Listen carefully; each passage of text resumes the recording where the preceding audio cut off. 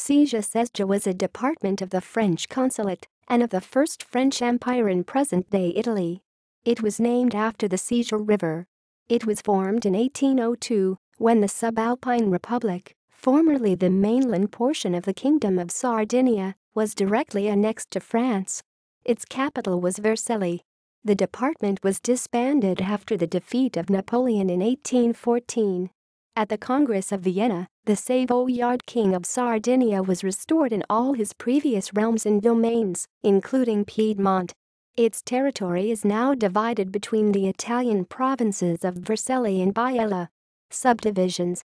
The department was subdivided into the following arrondissements and cantons. Situation in 1812: Vercelli, cantons: Agnona, Crevacuor, Gattinara, Messerano, Quinto, Strabiana, Trino, and Vercelli, 2 cantons.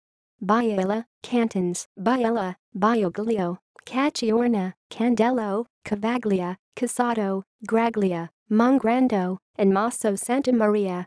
Santhia, cantons: Buronzo, Sigliano, Crescentino, Livorno, and Santhia.